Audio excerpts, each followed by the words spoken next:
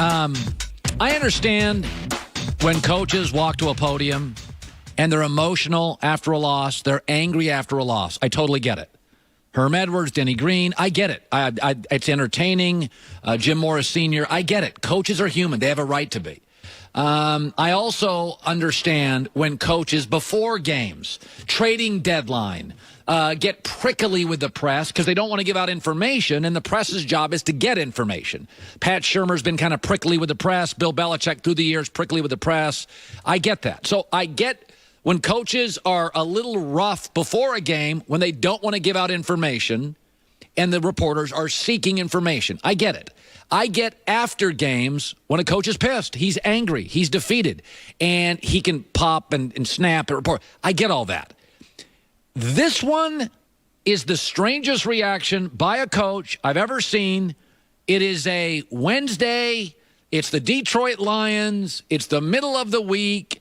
It's a question about nothing. And here's the Lions head coach.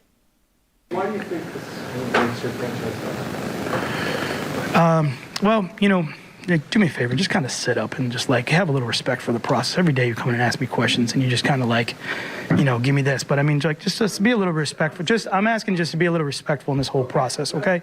So ask me a question professionally and I'll answer it for you. That's the strangest reaction I've ever seen. He's lecturing somebody on being professional. Wasn't that the number one criticism when Matt Patricia was hired? That he didn't look like a head coach, unkept, the goofy T-shirts off the plane. On Monday Night Football, his first game on the sidelines, he had his hat on backwards, which, by the way, I ripped him for. I had 3 league executives DM me, text me, and say, you're right on the money. It's the talk of the league this morning. I mean, of all the things in the world for Matt Patricia to beat on, that would be like Bobby Knight lecturing a media member, control your temper. I mean, it's kind of inappropriate. Who are you going to tell someone how to sit in a chair when they're speaking to you? They don't work for you. Unless this is a picture of the reporter while Matt Patricia was asking him a question. Sorry, radio audience, but if it was that, I get it. Okay, it was I don't even know where to go. Matt Patricia, the knock on him was he's super smart. He's a little sloppy. He doesn't quite, he's just not buttoned up. He's kind of a mess, which, by the way, the reason Rob Ryan has struggled to get head coaching jobs, people say, the hair, the appearance, that's a thing in the NFL. I don't know. I don't even know where to go on that. I mean, Patricia showed up with a hat on backwards and changed it by the second week and has never been seen wearing a hat on backwards since. So clearly Matt Patricia heard guys, I'm not just saying me, heard the criticism of, dude, quit being a frat boy. You're a $4.5 million a year coach. You're not a frat boy.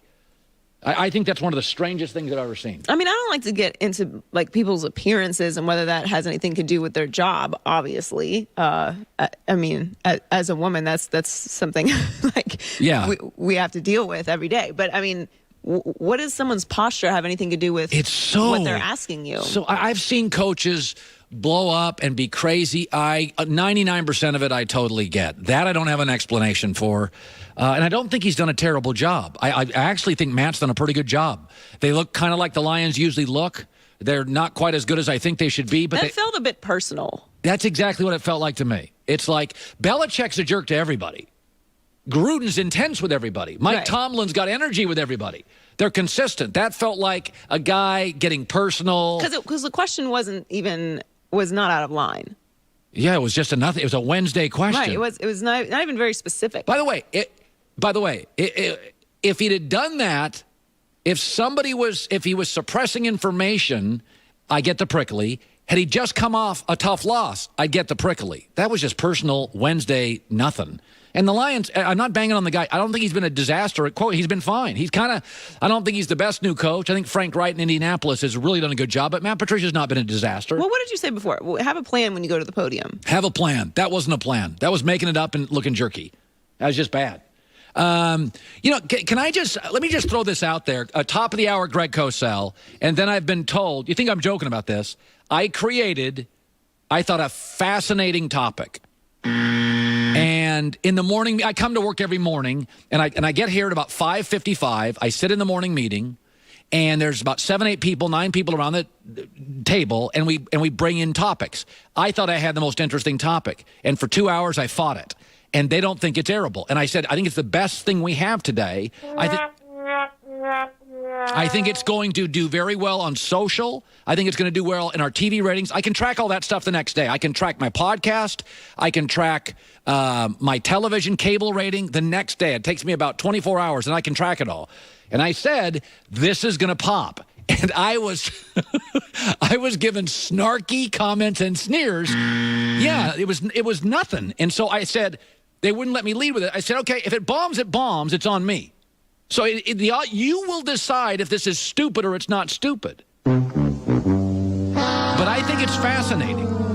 And I think it's something that I've thought about, and it's a belief system, and I think we saw a great example of it yesterday. And I'm very excited for it. I'm very excited. So I'm going to do it next hour. Now, Greg Cosell's top of the hour. I'll try to sneak it in next hour, but they told me I could run it next hour for sure. And so they said it was not a first-hour topic.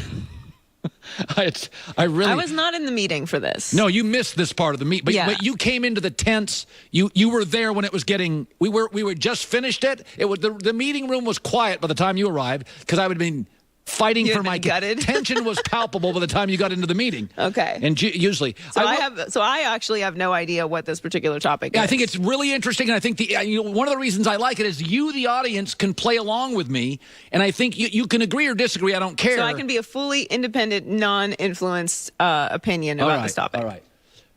All right. So this next hour is great. Greg Cosell, our NFL meat sandwich for 15 minutes. If you don't learn stuff with Greg Cosell, I can't help you. Nobody, he and Trent Dilfer, if you don't get smarter with him, I can't help you. Jordan Palmer, brother Carson Palmer, the quarterback guru for all these young quarterbacks, he's shown up too. Tim Hardaway.